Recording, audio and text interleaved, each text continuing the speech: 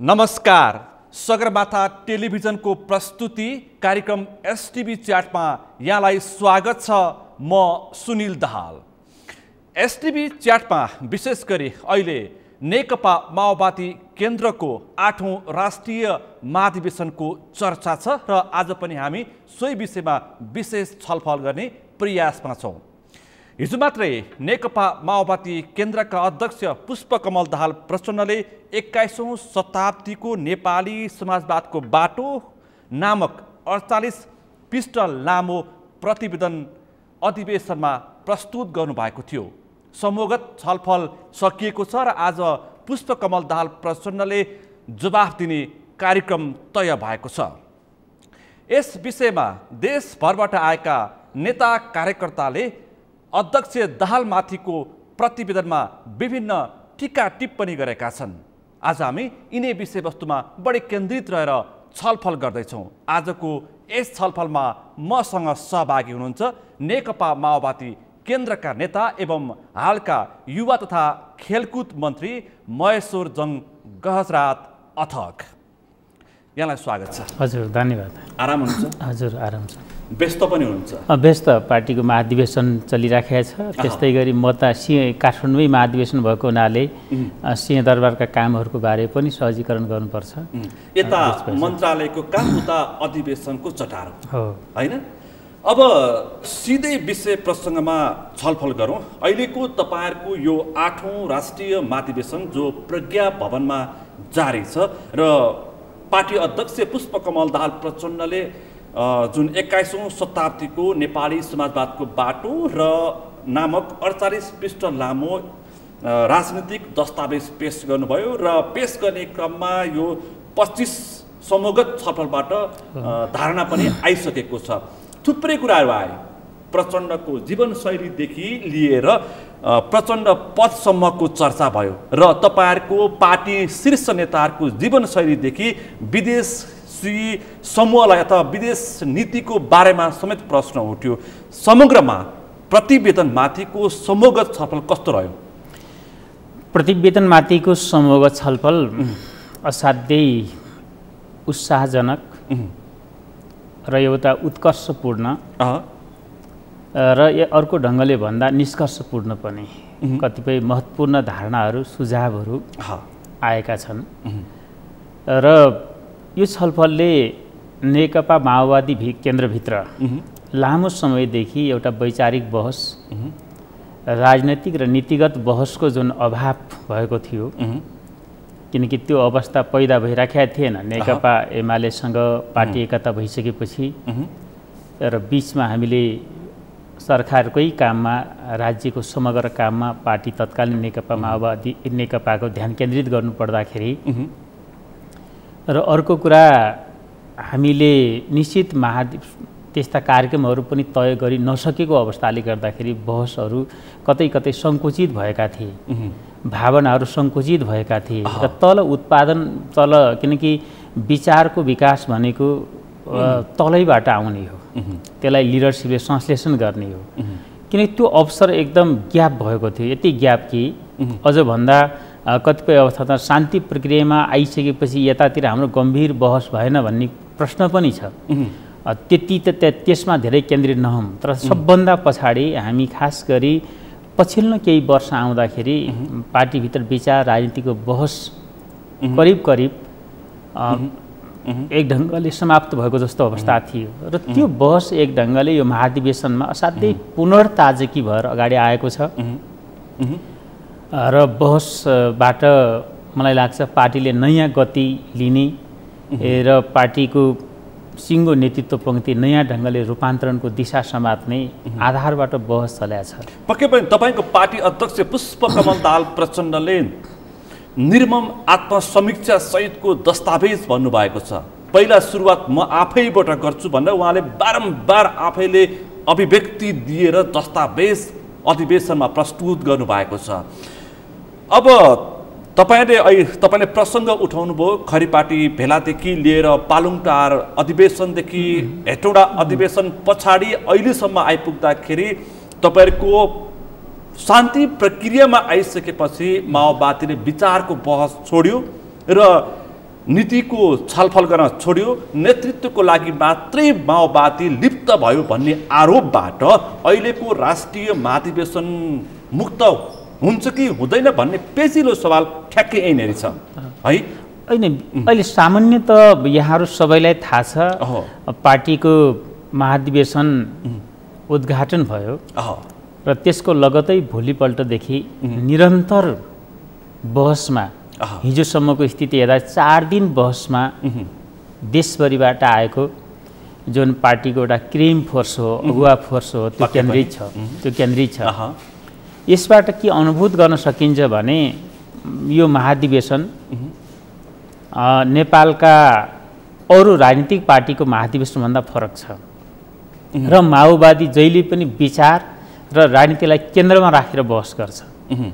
माओवादीको बहस भनेको एका देश र जनतालाई केन्द्रमा राखेर बहस गर्छ भन्ने कुराको एउटा ताजा अनुभव, ताजा अनुभूति 4 दिन लगातार भएका छलफलहरू हैन। बहस त कार्यकर्ताले बहस त गहन तरिकाले गर्नुभएको छ। मैले थुप्रै विषय प्रसङ्ग लिएर आएको छु, तपाईँसँग थुप्रै छलफल छ, म बुदागत रूपमा तपाईँसँग छलफल गर्छु। धेरैको चिन्ता पाटिसक्यो। 64 पछि 78 सम्म आइपुग्दाखेरि पार्टीको हालत त दयनीय अवस्थामा पुग्यो। अझ नेकपा एमाले र नेकपा माओवादी केन्द्र बीच एकीकरण भएर बनेको नेकपा बनिसकेपछि त माओवादीले आफ्नो मूल विचार नै छोड्यो र झन्डै एमालेकरण भयो भन्ने आरोपबाट माओवादी अब मुक्त हुन्छ कि हुँदैन भन्ने सवाल फेरि पनि मैले जोडेँ, निकै पेचिलो छ। यसले यो जुन किसिमको बहस र छलफलमा विषयवस्तु उठेको छ, यसमा कार्यान्वयनको पक्ष के हुन्छ भन्ने सवाल पनि निकै तपाईँलाई जटिल र महँगो पर्न जान्छ। के हुन्छ कार्यान्वयनको सवाल चाहिँ? अहिलेका उठेका सवालहरू, तपाईँहरूको सवालहरू के छन् भन्दाखेरि अहिले पार्टीलाई उत्पादनसँग जोड्ने सवाल छ, पार्टीमा 2 कार्यकालको कुरा छ, तपाईँहरूको जीवनशैलीको कुरा पनि आछ। माओवादी पार्टी जीवनशैलीको फरकता र त्यो किसिमको रहन सहनको पनि चर्को आलोचना भएको छ। त्यो सँगसँगै भारतलाई हेर्ने दृष्टिकोण, अमेरिकालाई हेर्ने दृष्टिकोणदेखि लिएर अहिले पछिल्लो समय प्रचण्ड पथको समेत सवाल उठेको छ भनेदेखि एमसीसी पास गर्ने कि नगर्ने सवालमा कुरा उठेको छ। अब यो विषय कसरी टुङ्गिन्छ? ठ्याक्कै कुरा यहीँबाट सुरु गरौँ। पहिलो कुरा त हाम्रो अहिले चलेको बहसले पार्टीलाई नयाँ ठाउँमा पुर्याउँदैछ। पार्टीको विचार, राजनीति र सङ्गठनको दृष्टिकोणले। र यस अर्थबाट हेर्दाखेरि जस्तै माओवादीभित्र विचारको बहस मर्यो भन्ने कुरा यो छलफलबाट अन्त्य हुँदैछ, जहाँसम्म कार्यान्वयनको कुरा छ। किनकि अहिले मूल कुरा हामी जब विचार राजनीतिको एउटा उत्कर्षमा पुग्छौँ, त्यसलाई नयाँ ठाउँमा संश्लेषण गर्छौँ, त्यसपछि कार्यान्वयनको कुरा हो। पक्कै पनि कार्यान्वयन गर्ने प्रमुख लिडरसिपले नै यो महाधिवेशनको दस्तावेजको मूल पक्ष के हो भने लिडरसिपले यो बीचमा वैचारिक ढङ्गले, राजनीतिक ढङ्गले र कतिपय अवस्थामा कार्यशैलीगत रूपले भएका कमजोरीहरूलाई यति उचाइबाट निर्ममतापूर्वक उहाँले समीक्षा गर्नुभएको छ। र अझ यस अर्थमा भन्न सकिन्छ उहाँले आफ्नो टाउकोमा आगो सल्काउनु भएको छ। किनकि तपाईको पार्टी अध्यक्ष पुष्पकमल दाहाल प्रचण्डले यो अधिवेशनबाट उहाँले किनकि आफैप्रति निर्मम समीक्षा गरेर, किनकि इतिहासका यावत प्रश्नहरूको जवाब दिने समकालीन विश्वमा र कम्युनिस्ट आन्दोलनको समकालीन विश्वमा र नेपालको सन्दर्भमा त झन् मेजर रूपमा जवाब दिनुपर्ने अध्यक्ष कमल प्रचण्डले नै हो। पक्कै पनि उहाँले त्यो जवाब, पहिलो कुरा यो बीचमा शान्ति प्रक्रियामा आइसकेपछि हामी कहाँ हाम्रा सीमा समस्याहरू रहे र त्यो सीमा समस्यासँग मेरो के कस्तो भूमिका रह्यो, मेरो कहाँनेरि गल्ती कमजोरी रह्यो, कहाँ कस्तो कमी कमजोरी भयो गर्छु भन्नुभएको छ। आत्मसमीक्षा उहाँले गम्भीर रूपले डकुमेन्टमा गरिसकेपछि हामी अनुभूत गर्न सक्छौँ कि अब तलबाट आएका सुझावहरूको आधारमा, धारणाहरूको आधारमा, विचारहरूको आधारमा हाम्रो पार्टीमा प्रस्तुत भएको 21औं शताब्दीमा नेपाली समाजवादको बाटो जुन हामी वैचारिक संश्लेषण गर्दैछौँ, जुन बाटो हामी तय गर्दैछौँ, त्यो बाटो कार्यान्वयन गर्नको लागि अब हामी विश्वस्त हुनुपर्छ कि आज अध्यक्षले जवाब दिनु होला, त्यसबाट सिङ्गो पार्टी पङ्क्ति र जनसमुदाय जसको ध्यान आज हामीतिरै छ, नेकपा माओवादीतिर। मलाई यस अर्थमा हेर्दाखेरि के देखिन्छ भने यसले एउटा कार्यान्वयन हुने सङ्कल्प पनि प्रस्तुत भएको हुनाले यसमा धेरै चिन्ता गर्नु पर्दैन। तपाईको पूर्व नेता अहिले जनता समाजवादी पार्टीमा हुनुहुन्छ डाक्टर बाबुराम भट्टराई, उहाँले एउटा टिप्पणी गर्नुभएको थियो सामाजिक सञ्जालमा, 21औं शताब्दीमा नेपाली समाजवादको बाटो अध्यक्ष पुष्पकमल दाहाल प्रचण्डले अधिवेशनमा राखेको राजनीतिक दस्तावेज 21औं शताब्दीमा होइन कि 20औं शताब्दीमा फर्किएको छ, त्यसकारण उहाँको दस्तावेज अलमल छ र सिधै भन्दाखेरि आफ्ना देशभरबाट आएका कार्यकर्तालाई झुक्क्याउने मेलो मात्रै छ। उहाँले यसरी टिप्पणी गर्नुभएको छ। फेरि उहाँले त्यो टिप्पणी गर्नुभयो, उहाँलाई किनकि डाक्टर बाबुराम भट्टराई बढी प्रतिक्रियामा र टिप्पणीमा रमाउने नेता हो।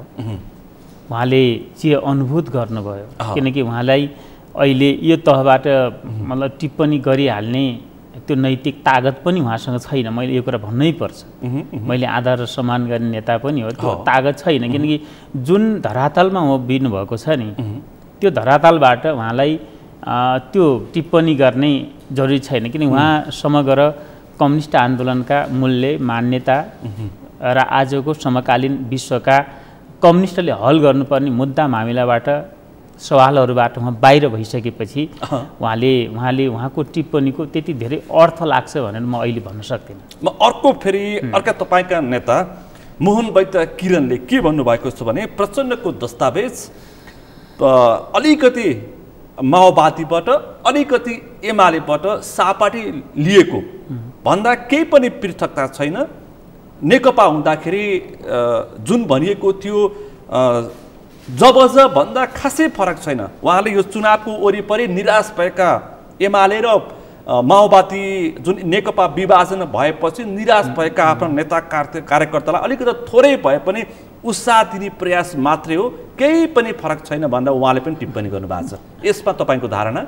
उहाँलाई पनि म भन्छु, उहाँले मूल धारभन्दा बाहिर हुनुहुन्छ। नेपाली जनताले जे अपेक्षा प्रचण्डबाट, किरणबाट, बाबुरामबाट गरेका थिए, अहिले किरण पनि जुन ठाउँमा, जुन धरातलमा हुनुहुन्छ, उहाँले गर्नुपर्ने टिप्पणी अहिले यही नै हो। किनकि उहाँले यस्तै टिप्पणी गर्नु नै पर्ने हुन्छ, किनकि आफ्नो पोजिसनलाई, आफ्नो पङ्क्तिलाई कतै न कतै संरक्षण गर्नु छ। त्यस अर्थमा पनि उहाँले यो टिप्पणी गर्ने कुरा हो। तर माओवादी मैले उहाँलाई भन्छु, वैद्य कमललाई भन्छु कि कतिको दम छ, कतिको तथ्य परक छ। हैन, जस्तै के भने परम्परागत शैली र परम्परागत ढर्राबाट कम्युनिस्ट आन्दोलनलाई सोद्धाखेरि उहाँले भनेको कुरालाई सही मान्न सकेला। तर आजको विश्व परिवेश, आज भएको विश्वमा उत्पादन सम्बन्धको विकास, विज्ञान र प्रविधिको विकास, आज विश्वमा मानिसहरूमा भएको चेतनाको स्तर, त्यसबाट हेर्ने हो भने कम्युनिस्टहरूले अब पुरानो धरातलबाट होइन। यसको मतलब मार्क्सवादका आधारभूत सवालहरूबाट बाहिर गएर पनि होइन। मार्क्सवादका आधारभूत सवालहरूलाई आजको विश्वको विकाससँग कसरी जोड्ने र त्यसमा कम्युनिस्ट पार्टीले नेतृत्वदायी भूमिका र आजका विश्वका अन्तर्विरोधहरूको हल कसरी गर्ने, यो कोणबाट मात्रै छलफल जरुरी छ आज। त्यसैले परम्परागत तरिकाले, कुनै जससूत्रवादी तरिकाले र कम्युनिस्टलाई एउटा धर्म ग्रन्थको रूपमा आत्मसात गर्ने कुराबाट आउने तर्क, तथ्य र बहसले कम्युनिस्ट आन्दोलन गति दिँदैन। त्यसमै किरण वैद्य त मोहन वैद्य किरणको यो तपाईँको पार्टी अध्यक्ष पुष्पकमल दाहाल प्रचण्डको दस्तावेज माथिको टिप्पणी जडसूत्रवादी र तपाईँले भन्ने गरेको उहाँ कम्युनिस्टको एउटा ग्रन्थबाट ग्रसित व्यक्ति, उहाँसँग समय सान्दर्भिकता छैन, उहाँ पुरानै ढरामा चल्ने एउटा नेताको रूपमा तपाईँले व्याख्या गर्नुहुन्छ सिधै भन्दाखेरि त्यही नै तपाईँले व्याख्या गर्नुभयो त्यो तहमा पनि अहिले नगरौँ उहाँ जस्तो लिडर मैले के भन्छु भने कम्युनिस्ट आन्दोलनलाई पुरानो र परम्परागत तरिकाले विश्लेषण व्याख्या गरेर हामी सच्चा छौँ हामी इमान्दार छौँ र हामी असल कम्युनिस्ट हौँ भनेर माथि छतबाट भन्ने कुरा छैन धरतीबाट जनतासँग र आजको समकालीन विश्वका समग्र घटनाक्रमसँग एकाकार भएर आजको विश्वको विज्ञान आज विश्वको जुन विकासको प्रक्रिया छ उत्पादन सम्बन्ध छ सामाजिक सम्बन्ध छ र आजको विश्वमा जे जस्ता विकास र प्रगतिहरू भएका छन् त्यसको सेरोफेरोबाट हामीले कम्युनिस्ट आन्दोलनमा नयाँ विकास गर्नुपर्छ कम्युनिस्ट विचारमा नयाँ विकास गर्नुपर्छ किनकि हामी पुरानै तरिका मात्रै समातेर आजको कम्युनिस्ट आन्दोलनमा नयाँ ढङ्गले पहल कदमी लिन सम्भव छैन तपाईले यस अर्थमा मैले यस अर्थ मात्रै भन्दैछु माओवादको दस्तावेज मात्रै पढेर अहिलेको यो 21औं शताब्दीको यो जुन प्रविधिको युगमा त्यसरी अब कम्युनिस्टहरू पनि चल्न सक्दैनन् र चल्नु पनि हुँदैन भन्ने तपाईँको धारणा हो कम्युनिस्टहरूले अहिलेको विश्वको विकासलाई आत्मसात गरेर यसबाट उत्पन्न भएका मानव जातिको बीचका अन्तर्विरोधहरू कसरी हल गर्ने अझ भन्दा एउटा फोर्ब्स भन्ने पत्रिकाले जे रिपोर्ट आज पेश गरिराखेका छ नि त्यसबाट अनुभूत हुन्छ आज विश्वको पुँजी सम्पत्ति एकाध व्यक्तिहरूको अझ भन्दा विश्वका 5% मानिसहरूले सिङ्गो संसारलाई किन्न सक्ने विश्वलाई किन्न सक्ने ठाउँमा पुगेका छन् दोस्रो कुरामा तपाईलाई भनौँ पुष्पकमल दोस्रो कुरामा दस्तावेजमा विश्वका 100 धनीहरूको यो जुन लिस्ट प्रस्तुत गर्नुभएको छ उहाँले यिनै 100 जना व्यक्तिको विश्वमा उनीहरूको वरिपरि उनीहरूको पन्जामा पुँजी छ भनेर जुन दस्तावेजमा उल्लेख गर्नुको सान्दर्भिकता माथि पनि तपाईहरुका कार्यकर्ताले प्रश्न उठाएका छन् मैले ठ्याक्कै सवाल यहाँ पनि जोडिन जति बेला त्यसलाई डकुमेन्टरी लेख्यो त्यो आफ्नो ठाउँमा सान्दर्भिक छ तर सवाल फेरि के छ भने विश्वका पुँजीपतिको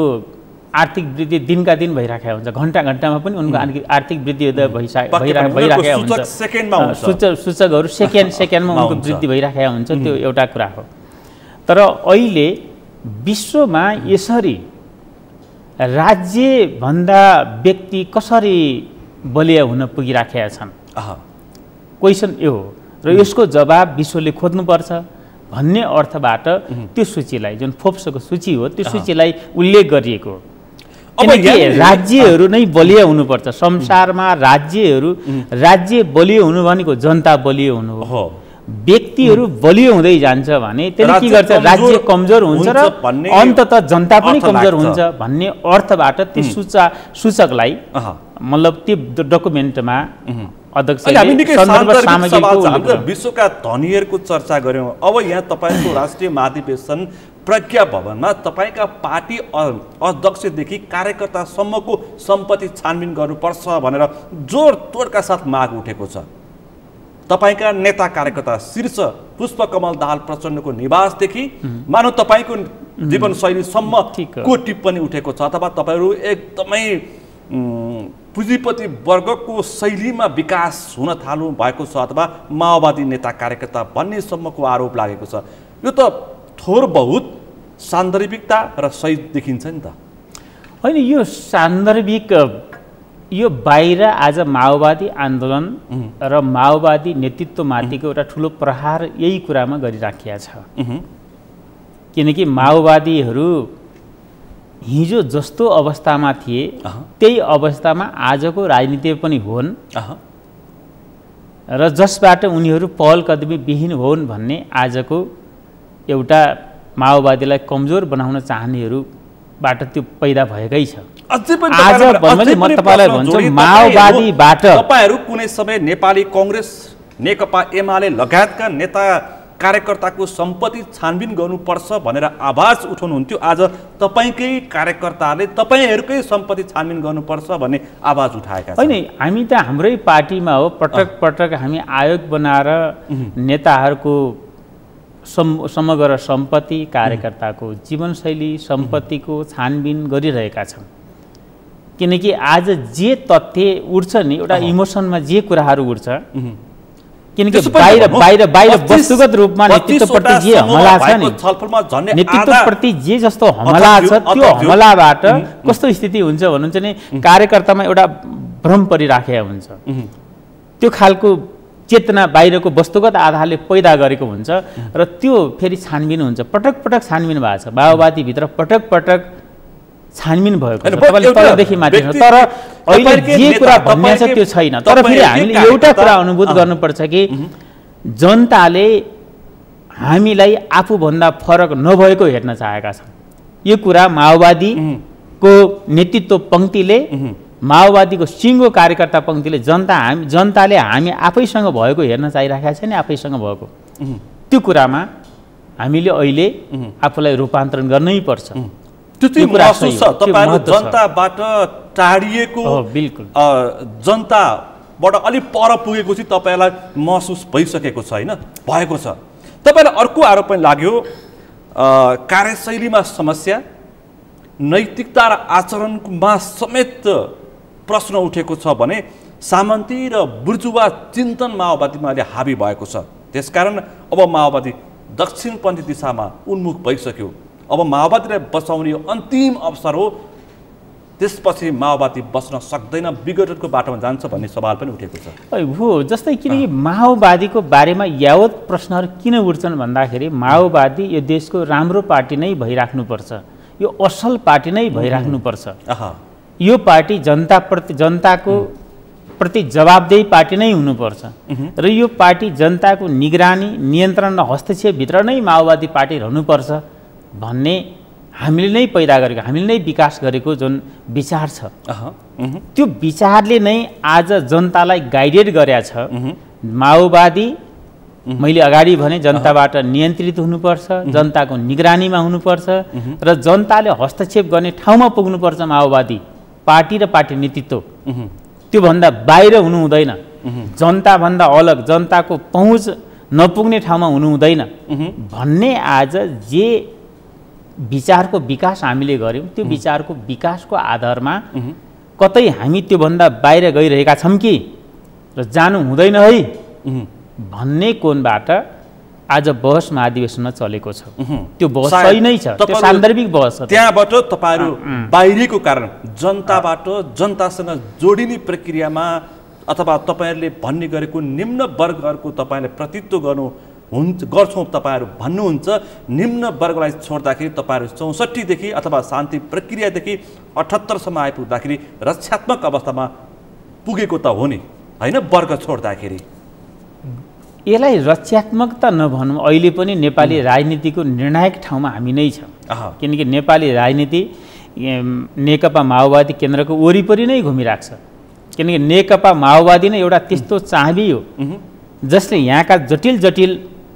तालाहरू खोल्नुपर्ने अवस्था छ यहाँका मुद्दाहरू जटिल इस्युहरू माओवादी बिना खोल्न सक्ने अवस्थै छैन तपाईले हेर्नु नेपाली राजनीतिका नेपाली संवैधानिक सवालका सत्ता गठबन्धनमा मात्रै हो कि अथकज्यू सिद्धान्त र विचारमा पनि माओवादी मूल राजनीतिमा छ सिद्धान्त र विचारमा पनि अहिलेको विश्वमै भन्न सकिन्छ विश्वमकालीन विश्वमै किनकि हामीले नै त्यो अवसर हाम्रो अगाडि छ त्यो गौरव हामीले गर्नुपर्छ माओवादी पङ्क्ति र नेपाली जनताले किनकि जसले क्रान्तिबाट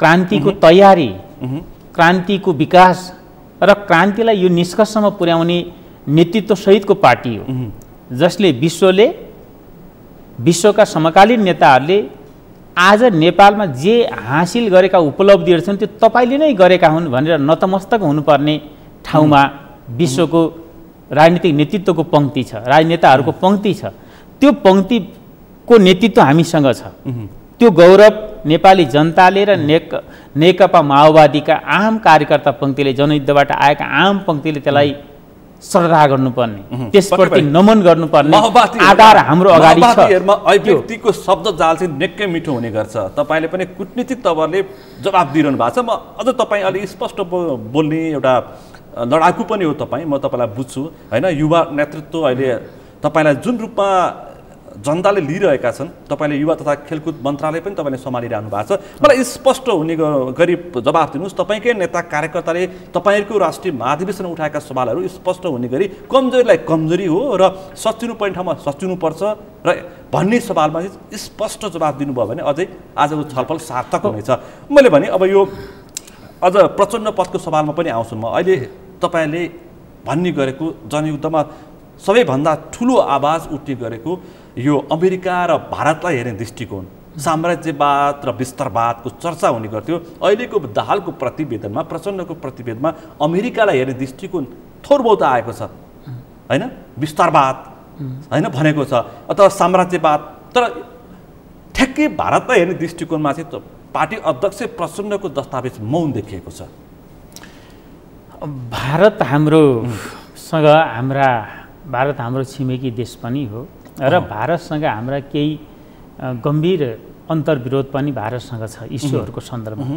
खास गरी 1950 को जसलाई दस्तावेजमा कुख्यात सन्धि भनिएको छ, जो राष्ट्रघाती सन्धि हो, त्यो राष्ट्रघाती सन्धि मूलतः भारतसँग अन्तर सम्बन्धी छ र हामी त्यसलाई सच्याउन चाहन्छौँ, त्यसलाई बदल्न चाहन्छौँ, त्यसलाई खारेज गर्न चाहन्छौँ।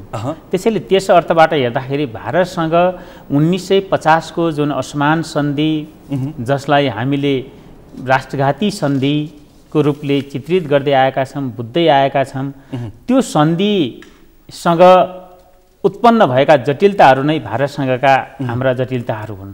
त्यसपछि भारतसँग हाम्रा केही सीमा विवादहरू पनि छन् र त्यसलाई हामीले कूटनैतिक माध्यमबाट, राजनीतिक माध्यमबाट त्यसलाई हल गर्ने प्रयास विगतदेखि गर्दै आइरहेका छौँ।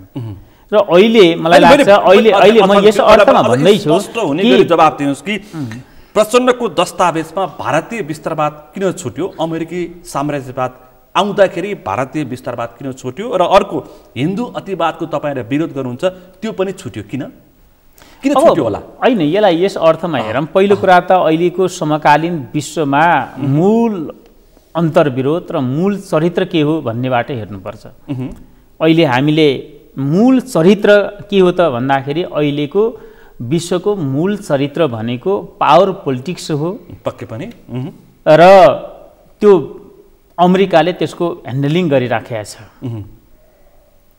अमेरिकाले त्यसलाई मूल रूपमा अमेरिकाले नै त्यसको ह्यान्डल गरिरहेको हुनाले अमेरिकाको अहिलेको रवैया र व्यवहारबाट विश्वका आम उत्पीडित राष्ट्रहरू, विकासशील राष्ट्रहरू र विश्वका उत्पीडित समुदायहरू सतर्क हुनुपर्ने अवस्था छ है भन्ने क्वेसन मूल कुरा हो। त्यसैले यस अर्थबाट हेर्यो भने त्यसैले यसबाट हेर्यो भने हाम्रो अहिलेको मुख्य चरित्र के हो भन्नेबाट मूल दस्तावेजमा हामीले अहिलेको विश्वको अन्तर्विरोध, विश्वका मूल सवालहरू कहाँ गएर केन्द्रित भइरहेका छन्। अहिले पछिल्लो अवस्थामा तपाईँले हेर्नुहुन्छ इन्डो पेसिफिकको रूपमा यो क्षेत्रमा समेत अमेरिकाले आफ्नो उपस्थिति देखाउन खोजिरहेको सवालले एमसीसीको कुरा तपाईले चर्चा एमसीसीको कुरा पनि छ। यी सबै कुराले गर्दाखेरि के भने हाम्रोको अहिलेको विश्वको मूल चरित्र कुन कुन विषयमा केन्द्रित छ भन्ने कुराबाट दस्तावेजमा आउने हो। दस्तावेजमा तपाईँले अहिले तपाईँले म एउटा कुरा भने दुईटा कुरा हामीले हाम्रा वरिपरिका छिमेकीहरूसँगका हाम्रा केही मनमुटावहरू, केही आपसी अन्तर्विरोधहरू र नेपालका दलहरू बीचका रहेका आपसी अन्तर्विरोध र मनमुटावहरूलाई हामीले अहिले चित्रित गरेका छैनौँ। त्यो कुरा अहिलेको मेजर कुरा होइन। अहिलेको मेजर कुरा भनेको कुन इस्युद्वारा नेपालमा के कस्तो तरिकाले साम्राज्यवादी चरित्र र प्रवृत्ति घुस्न खोज्दैछ भन्ने कुरा र विश्वभरिमा त्यसले के कस्तो प्रभावहरू पार्दैछ भन्ने कुराबाट डकुमेन्टमा आएको कुरा हो। यसलाई यस अर्थमा हेर्नुपर्छ। त्यसैले यहाँ भारतसँग के हो, पाकिस्तानसँग के हो, मतलब विश्वका 200 राष्ट्रसँग नेपालको सम्बन्ध के हो र उनीहरूको बारेमा अहिले के बोल्नुपर्छ भन्ने कुरासँग हाम्रो अहिले ठुलो सवाल छैन। भारतसँगको मेन कुरा हाम्रो सीमा विवाद छ, 1950 को असमान सन्धिको कुरा छ र यी सवालहरूको बारेमा भारतसँग हामी नजिक भएको हुनाले सँगै बसेर यसको तपाईसँग थुप्रै छ यहाँ दस्तावेजको विषय प्रसङ्गमा थुप्रै छलफल गर्नुहुन्छ। त्यसपछि भारतलाई हेर्ने दृष्टिकोण, भारतको यो विस्तारवादको शैली परिवर्तन भएको हो भनेर नेकपा माओवादी केन्द्रले महसुस गरेर दस्तावेजमा नल्याएको हो। यसलाई यस अर्थमा पनि नभनौँ, किनकि भारत हाम्रो छिमेकी देश हो र भारतले आफ्ना छिमेकीहरूसँगको व्यवहार हेर्दाखेरि भारत दक्षिण एसियामा भारतको इस्यु तपाईँ हामीले हेऱ्यो भने कतै न कतै भारतको सबै मुलुकहरूसँग राम्रो सम्बन्ध भइराखेको छैन। त्यो भारतले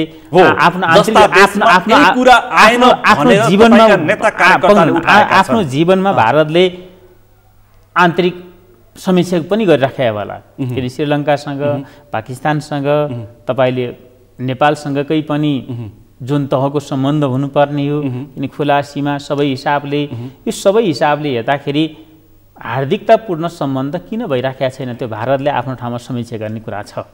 तर भारतसँगका हाम्रा मेजर अन्तर्विरोधको सन्दर्भमा हामीले डकुमेन्टमा उल्लेख छ। सीमा विवादको सन्दर्भमा, खास गरी हाम्रो 1950 को सन्धिको सवालमा भारतसँग हाम्रा यी सवालहरू छन् है भन्ने कुरा त्यसमा यकिन छ। तर यसलाई अहिले विस्तारवाद, साम्राज्यवाद, हस्तक्षेपकारी मुलुकको रूपमा चित्रित गर्नुपर्ने ठाउँमा अहिलेको पछिल्लो राजनीतिक घटनाक्रमले त्यो ठाउँमा पुर्याइसकेको होइन कि भन्ने आधारमा डकुमेन्टमा आएको छ।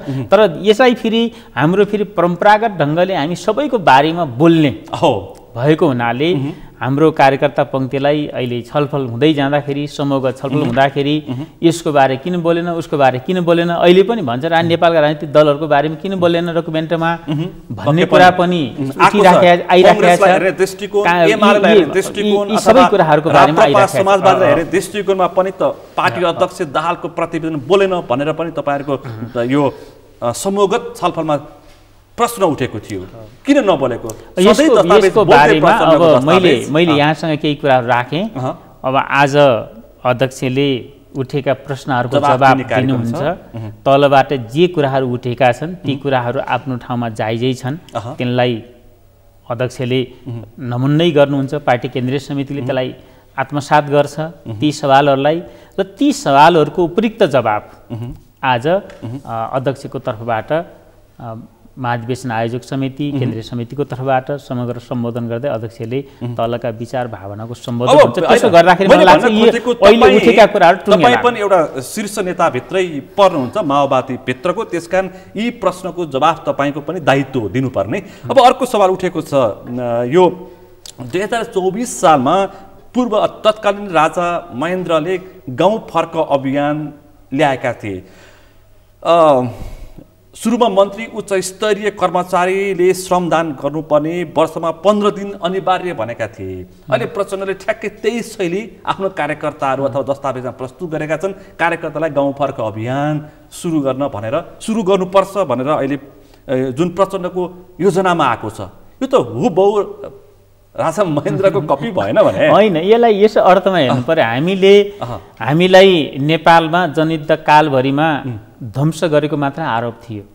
तर त्यही जनयुद्ध कालमा हामी गाउँमा बाटोहरू बनाउँथ्यौँ, गाउँमा खानेपानीका सम्पूर्ण मुहानहरूको सुदृढीकरण हामी गर्थ्यौँ, हामी गाउँमा विद्युतीकरण गर्थ्यौँ है, हामी उत्पादनका ठुला ठुला कम्युनहरू बनाएर, सहकारीहरू बनाएर सामूहिक उत्पादन गरेर उत्पादन वृद्धि गर्ने अभियान हामीले हिजो चलाइराखेका थियौँ। पछिल्लो अवस्थामा हामी त्यति बेला के गर्थ्यौँ भन्नुहुन्छ भने जनताको पाखुरीमा, मानिसको पाखुरीमा हामी विश्वास गर्थ्यौँ। पछिल्लो अवस्थामा माओवादीभित्र एउटा विकास भयो, त्यो भनेको सिंहदरबारको पैसामा मात्रै, मतलब बजेटमा मात्रै हामी विश्वास गर्ने हामीमा पनि सिक्यौँ। किनकि त्यो म तपाईँसँग एउटा भन्दैछु, हामीले एकदम यो कुरा बुझ्नु पऱ्यो कि मैले भने सिंहदरबारको पैसामा, सिंहदरबारबाट जाने बजेटमा हामीले भर पर्न थाल्यौँ र जनताको पाखुरीमा भर पर्न थालेनौँ। किनकि सिंहदरबारबाट थोरै पैसा गएर त्यसबाट जनताको पाखुरीको प्रयोग गरेर हामीले व्यापक देशको विकास गर्न सक्ने, समृद्धि गर्ने ठाउँ र अवसर हामीलाई पटक प्राप्त भएको थियो। उत्पादनलाई विकास गर्ने पटक पटक अवसर प्राप्त भयो। तर त्यसमा के भयो भने हाम्रो केही चिन्तन प्रवृत्तिमा परिवर्तन आयो, हाम्रो सोचाइमा, हाम्रो कार्यशैलीमा, जसले हामीले जनयुद्धको बेलामा उत्पादनलाई आफू सँगसँगै जोडेका थियौँ। हामी जनता म तपाईलाई भनौँ, हामीले प्रत्येक जनताको घरमा जनतालाई आर्थिक छोडेर यो बङ्गुर तपाईँ मेरो लागि मैले पार्टीमा लेबी तिर्नको लागि पाल्ने हो, त तपाईँले यसको 50% आधा तपाईँको र आधा मेरो भने जनतासँग सहकार्य फरक ढङ्गले भइराखेको अवस्था थियो। हाम्रा ठाउँ ठाउँमा विभिन्न फर्महरू खोलेर तपाईले आधार क्षेत्र त्यति बेला रोल्पा, रुकुम, जाजरकोट, कालीकोट जानुहुन्छ भने त्यहाँ सबै तरकारी हामीले बाहिरबाट लानै पर्दैन थियो। अभ्यास गरेको थियो, त्यो छुट्यो, त्यो ग्याप भयो। त्यसबाट हामी कतै न कतै पछाडि फर्क्यौँ। त्यसैले यसलाई हामी यो उत्पादन सम्बन्धलाई हामी पुनर्ताजगी गर्न चाहन्छौँ र अब कम्युनिस्टहरू उत्पादनसँग जोडिनुपर्छ। खोइ त हेटोडा महाधिवेशनले पारित गरेको यो उत्पादन ब्रिगेड चाहिँ यति वर्षसम्म व्यापक रूपमा हराएर बेपत्ता भएर फेरि प्रसङ्ग उठेको छ। अब यतिखेर फर्क अभियान उत्पादन ब्रिगेड हेटोडा दस्तावेजमा लेखियो तर कार्यान्वयनमा आएन भनेपछि सबै शब्दजालमा मात्रै त दस्तावेज अड्केको पनि देखिन्छ। शब्दजाल नभनौँ, हामीले यो गर्नुपर्छ भन्ने कमिटमेन्टका साथ आएको दस्तावेज हो। तर फेरि हाम्रो अगाडि नेकपा माओवादी तपाईँले देख्नु भएको छ, माओवादी केन्द्र लामो समय एक खालको सङ्क्रमण जस्तो पार्टीका केही साथीहरू यसो घर छोडेर जान्छन् अनि एउटा पार्टी बनाउँछन्, त्यसपछि आएर उनलाई एकता गर्नु पर्यो। एकता नाम पनि हामीले एकता दिने भयौँ कि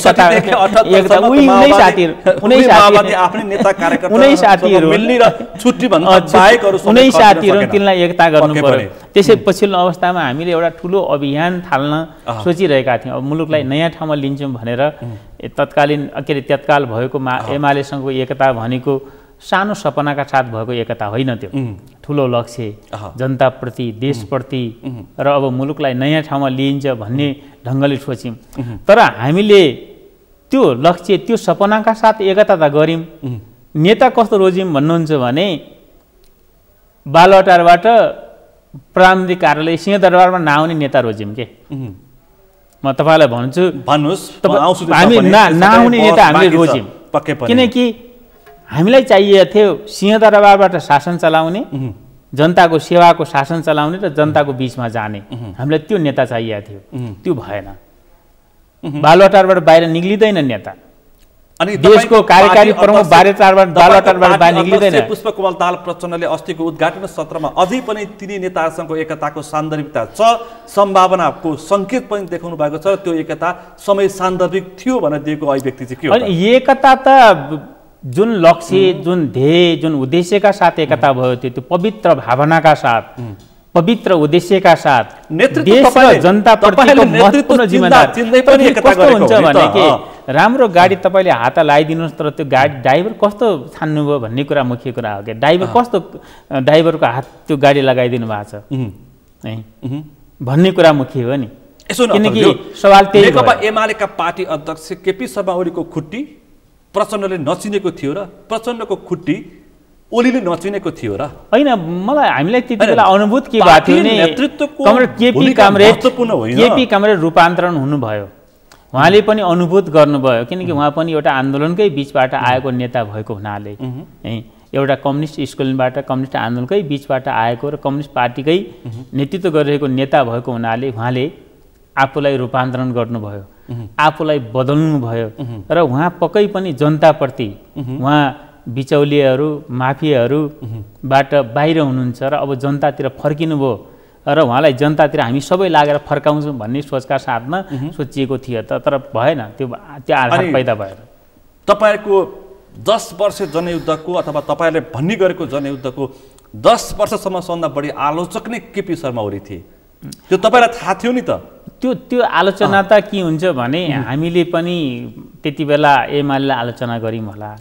त्यति बेला गरेका आलोचनाहरूको कुनै तुक हुँदैन। किनकि एक ठाउँमा बसिसकेपछि एमालेले गरेका आलोचना, एमालेलाई माओवादीले गरेका आलोचना, जस्तै नेकपा एकता केन्द्रसँग एकता भयो, एकता केन्द्रले माओवादीलाई गरेका आलोचना माओवादीले एकता केन्द्रलाई बुझेको कुराहरू त्यो त्यति बेलाका सन्दर्भका कुरा मात्रै हुन्। जब एकता हुन्छ त्यसपछि एउटा नयाँ ठाउँमा पुग्नको लागि हुन्छ। स्वार्थ मिलेपछि ती आलोचनाहरू पनि स्वार्थ मात्रै नभनौँ, लक्ष्य मिलेपछि भन्ने नि स्वार्थ पनि हुन्छ, तर लक्ष्य मिलेपछि भन्नेबाट हेरौँ। अझै पनि अध्यक्ष फेरि म छलफल गर्छु तपाईँसँग।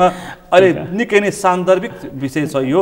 फेरि तपाईँको पार्टी अध्यक्षले यो तपाईँहरूको अधिवेशनमा शुभकामना मन्तव्यको लागि एमाले पार्टी अध्यक्ष केपी शर्मा ओलीलाई फोनै गरेर बोलाउनु भयो। धेरैले फेरि के भनेका छन् भने चुनाव आउनु लाग्यो, अब यो स्थानीय तहको प्रदेशको सङ्घको निर्वाचन आउनु लाग्यो, कङ्ग्रेससँग चुनावी मत मिल्न सक्दैन माओवादीको, त्यसकारण एमाले कम्युनिस्टको मत एकै ठाउँमा पर्न सक्छ भनेर फेरि एमालेसँगको एकताको प्रयासको सङ्केत गरेका छन्। तपाईँ त्यसलाई मान्नुहुन्छ अथवा यसो सान्दर्भिकता छ? अहिले एमालेसँग एकता त त्यो त्यति मतलब सजिलो छैन, यो कुरा हामीले बुझ्नै पर्छ। एमाले हिजो एकता किन गरेका हाम्रो र के कमजोरी भयो भनेर त्यसको समीक्षा, गम्भीर समीक्षा, गम्भीर आत्मालोचना महाधिवेशनबाट उसले गर्न सकेन। त्यसले नै एमाले एकताको पक्षमा छैन, वाम तालमेल, वाम गठबन्धनको पक्षमा छैन भन्ने कुरा देखिन्छ नै। तर सवाल के हो भने नेपालमा प्रचण्ड नै एउटा त्यस्तो नेता हो, उहाँ कुनै तुस पालेर बस्नु हुँदैन। एउटा डाइनामिक, उहाँलाई सबैले भन्छन् डाइनामिक, उहाँ एउटा गतिशील नेता हो र उहाँले महाधिवेशनमा सबै देशका नेताहरूको आवश्यकता अनुभूत गर्नुभयो र उहाँले आफै फोन गर्नुभयो। किन सबै नेताहरू, किन यो राजनीतिक पार्टी नेपाल नै एउटा त्यस्तो देश हो लड्ने, त्यसपछि फेरि मिल्ने, मतलब मुट्ठी उठाएर हात माथि उठाउने, सबैले अङ्कमाल गर्ने देशै हो नि यो। त्यसैले त्यस अर्थमा हेर्दा अध्यक्षले एउटा उच्च स्तरको राजनीतिक कल्चर प्रकट गर्नुभयो, संस्कार प्रकट गर्नुभयो। केपीले पनि म काठमाडौँ भएमा आउँथेँ, केपीले भन्नुभयो म काठमाडौँ भए खोजेको भूमिका भन्दा पनि यसको फेरि एकताको सान्दर्भिकता कतिको छ भनेर मैले तपाईँ माथि सवाल राखेको। म अहिले एमालेसँग एकता भइहाल्छ होइन, चुनावकै कुरा नगरौँ, हामी त अहिले गठबन्धन छ, नेपालका कम्युनिस्टहरूको बिचमा एकता को पक्षमा हाम्रो पार्टी विगतदेखि नै, अहिले होइन। यो पार्टी जति बेला पञ्चायतको अन्त्य भइसकेपछि जब बाहिर आयो त्यति बेलादेखि नै प्रचण्ड निरन्तर कम्युनिस्ट एकताको पक्षमा, निरन्तर कम्युनिस्ट पार्टीहरूको बिचमा एकता गर्ने, कम्युनिस्ट नेतालाई एक ठाउँमा लिने, देशभक्तहरूलाई एक ठाउँमा लिने अभियानमा प्रचण्डको अभियान भनेको आज 30 वर्ष भइसक्यो। त्यो अभियानमा उहाँको अभियान निरन्तर अगाडि बढ्छ। 30 वर्षमा प्रचण्डले नेतृत्व छोडेको छैन भनेर पनि आरोप लाग्ने गर्छ। फेरि पनि तपाईहरु यो सिद्धान्तको बारेमा बहस गरे पनि सांगठनिक रूपमा र नेतृत्वको सवालमा प्रचण्डको निरन्तरता निश्चित जस्तो देखिसकेको छ। प्रचण्डको निरन्तरता कहिलेसम्म? एउटा कुरा भनौँ कि यो त नेपाली जनताको लागि पनि ठुलो अवसर हो नि, नेकपा माओवादी कार्यकर्ताको लागि पनि ठुलो अवसर हो नि। जसले मैले अगाडि सुरुमा भनेको थिएँ, एउटा ठुलो लिगेसी भएको नेता, राष्ट्रिय अन्तर्राष्ट्रिय रूपमा एउटा स्थापित र लिगेसी भएको नेता, समकालीन विश्वको तपाईले हेर्नुहुन्छ भने जो तत्काल यो शताब्दीमा एउटा क्रान्तिको प्रक्रियाबाट आएको नेता, जो फेरि अहिले पनि तपाईले 30-35 वर्षको युवा जस्तै देशभरि खट्न सक्छ। त्यसकारण विचार राजनीतिको खटन पटन मात्र, विचार राजनीतिको पनि तपाईले हेर्नुहुन्छ भने आफै गर्छ के। नेताले पार्टी सम्हाली राख्ने कुरा भने त यो त हाम्रो लागि त ठुलो अवसर हो। यो त अवसरभित्र हामी छौँ। तपाईँहरूको लागि अर्को चिन्ताको विषय भयो, के भयो भन्दाखेरि अब प्रचण्ड पछाडि त नेकपा माओवादी केन्द्रको नेतृत्व नै देखिएन, विघटनको चिन्ता पनि भयो। त्यसो होइन, किनकि नेताहरू त किनकि यसले आउँछ, नेता क्रमशः आइराख्छन्। अहिले पनि तपाईँले प्रचण्डको टावर अनुसार नेतृत्व गर्ने नेता जन्मिन् भन्ने चिन्ता छ। अब त्यो जन्मिन् र जन्मेका छैनन् भने त अब माओवादी केन्द्र त विघटन उन्मुख थियो। अहिले प्रचण्डलाई विस्थापित गर्ने, निषेध गर्ने नेता अहिले छैन। त्यो आवश्यक र आवश्यक उपयुक्त दुइटै छैन र अहिले त्यो छँदा पनि छैन। तर के छैन भने प्रचण्डकै स्कुलबाट हुर्किएको एउटा विशाल पंक्ति नेकपा माओवादी केन्द्रभित्र छ, जुन स्कुल प्रचण्डले वर्षौं 40औं वर्ष स्कुलिङ गरेर हुर्किएको एउटा पंक्ति, जसले आन्दोलनका तमाम मोर्चाहरू सम्हालेको छ। मतलब त्यो जनयुद्ध होस्, फेरि त्यो शान्तिपूर्ण आन्दोलन होस्, प्रचण्ड भन्नुहुन्छ फेरि हरेक आन्दोलनलाई सम्हाल प्रचण्ड भन्नुहुन्छ म पछिको उत्तराधिकारी छैन। हैन, अध्यक्षले त्यही भनिराख्नु भएको छ। जस्तो अहिले खोजी मानिसले के गर्छ भन्नुहुन्छ नि, त्यसमा पनि हजुर मिडियाहरूले मतलब उत्तराधिकारी भनेर त्यो सँगसँगै उत्तराधिकारी भन्ने कुरा भनेको त्यो इतिहासको आवश्यकताले स्वतः आउँछ, किनकि पार्टीभित्र एउटा विशाल नेताहरूको टिम हुन्छ। त्यो टिमबाट इतिहासको जब इतिहासमा क्राइसिसहरू पैदा हुन्छन्, लिडरसिपको आवश्यकता पैदा हुन्छ, त्यो स्वतः आइहाल्छ, त्यो आइहाल्छ, त्यसैले त्यो आइहाल्छ। अहिले जुन हाम्रो छ नि एउटा फलानु पद भने त उत्तराधिकारी हो, राजनीतिमा त्यसो हुँदैन। फलानु पद भनेको फलानुको उत्तराधिकारी हो भन्ने हुँदैन। आवश्यकता अनुसार नेता जन्मिन्छ भन्छन्, त्यही नै होला तपाईले भन्न खोजेको। अब म यहाँ थुप्रै प्रसङ्ग छ, यो प्रचण्ड पदको सान्दर्भिकता मलाई छोटोमा जवाफ दिनु न, म समय कम छ, छोटोमा जवाफ दिनु होला। प्रचण्ड पदको सान्दर्भिकता प्रचण्ड आफैले चाहिँ सान्दर्भिकता ठानिरहनु भएको छैन, कार्यकर्ता नेताले चाहिँ किन ठाने? सीमित नेता कार्यकर्ताले छोटोमा जवाफ दिनु। होइन, सीमित नेता कार्यकर्ताको मात्रै कुरा होइन, यो त करोडौँ नेपाली जनता, तपाईँले लाखौँ जनता जो आन्दोलनमा समावित थियो, तिनको बलिदान, तिनको पसिना, तिनको जीवन व्यवहारको एउटा प्रतिबिम्बनको रूपमा हामीले प्रचण्ड पद एउटा विचार संश्लेषण गरेका थियौँ, संश्लेषण गरेका थियौँ। यसमा कसैले आग्रह गर्नु पर्दैन, मैले भन्दैछु त्यो थियो, त्यो अझै पनि त्यो संश्लेषण गरेका थियौँ र अध्यक्षले यो दस्तावेजमा त्यसको बारेमा एउटा निकास हुन सक्थ्यो है, एउटा त्यति बेलाको सन्दर्भमा कुनै निकास हामीले दिन सक्नु पर्थ्यो, एउटा त्यसलाई नयाँ ठाउँमा अप गर्नुपर्ने हुन्थ्यो। फलानु पार्टी आओस् र त्योसँग त्यसको कारणले यो हटाइदिने भन्ने खालको ढङ्गले एउटा जनताको रगत, पसिना, बलिदान, कुर्बानी र मेहनतबाट आर्जिएको विचारलाई हामीले त्यति बेला जसरी अलि हल्का ढङ्गले लियौँ, त्यसको महसुसीकरण पनि अलिकति भएको अवस्था यो दस्तावेजमा भएको छ र आम कार्यकर्ताले त त्यसको अभावकै अनुभूति गरिरहेको छ। त्यो त एउटा विचार हो, त्यो कुनै प्रचण्डसँग जोडिएको हुनाले त्यो आवश्यकता किन ठान्नु भएन? उहाँले त्यो समयमा सान्दर्भिकता भए पनि अहिले चाहिँ पश्चिगामी हो भनेर किन भन्न बाध्य हुनुभयो त? मलाई छोटोमा जवाब होइन, अध्यक्षले यसलाई भन्नु होला, त्यो अध्यक्षले त्यो प्रचण्ड भन्ने अगाडि जोडिएको हुनाले त्यसो भन्नुभएको होला। किन मलाई तपाईँलाई के बुझौँ भने त्यो पद, त्यो वे अर्थात् त्यो विचार जुन छ नि, त्यो बाटो हामीले तय गरेका थियौँ, त्यो बाटोको सान्दर्भिकता हामीले त्यसलाई के नाम दिने, के रूप दिने, के कुरा लिने? अहिले हामी 21औं शताब्दीमा समाजवादको बाटो भन्दैछौँ, त्यो प्रचण्ड पदै हो। त्यो तपाईँले बुझ्नुहोस् कि त्यसको एउटा विकास, त्यसको विकासको प्रक्रिया त्यो हुँदै हो। त्यो त्यसलाई त्यसो अर्थभन्दा बाहिरबाट हेरेर पनि हुँदैन।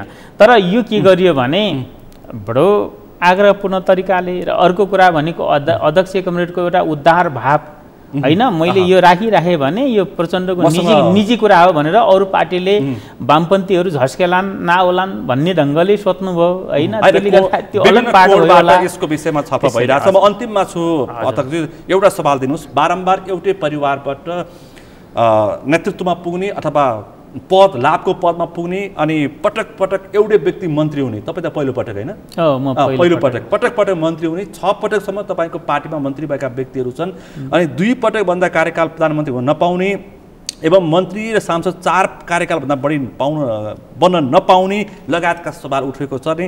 त्यो सँगसँगै आफ्नो राजनीतिक उमेर हद चाहिँ 70 वर्ष तोकेको छ। अब चाहिँ माओवादी चिन्तित भएको अहिलेको अवस्थामा आइसके पछाडि छोटोमा जवाफ दिनु त यो निकै शान्त होइन हो। यो विषय उठेको छ, तलबाट बेसरी उठ्या छ, पार्टीभित्र पनि छलफल चलिरहेको छ। अझ यो सम्भव छ, यसलाई सम्भव बनाउनु पर्छ, यसलाई सम्भव बनाउनु पर्छ, किनकि पार्टीलाई 3-in-1 युवा, प्रौढ र ज्येष्ठहरूको एउटा समायोजनको केन्द्र बनाउनु पर्छ।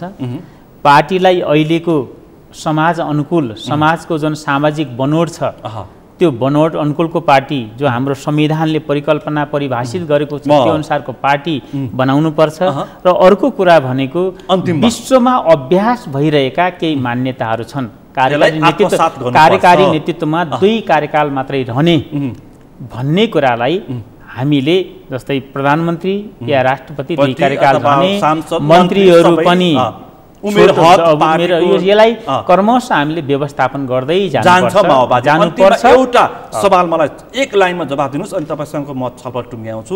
यी सबै तपाईहरुले अहिले जुन उठेका यी राम्रा कुराहरू, आत्मसमीक्षाका कुराहरू, निर्मम आत्मसमीक्षाका कुराहरू, पार्टीमाथि नेता कार्यकर्ता संगठनमा उठेका कुराहरू, अब माओवादी